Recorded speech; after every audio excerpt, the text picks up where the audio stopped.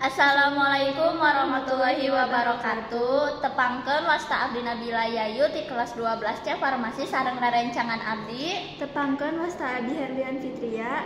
Di dieu arurang duaan bade ngadugikeun pantun. Wilujeng ngadangukeun.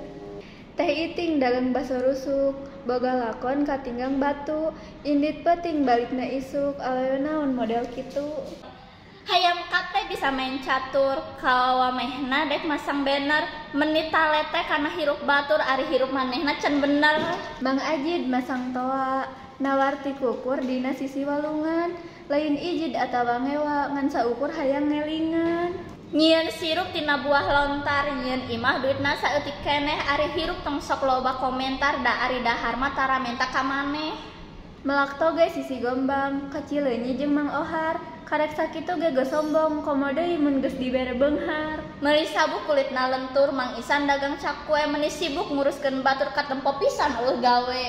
Naon sih? Sakitu wae pantun ti arurang duaan, hapunten bilih aya kalepatan tina sikap atanapi cariosan. Wassalamualaikum warahmatullahi wabarakatuh. Dadah.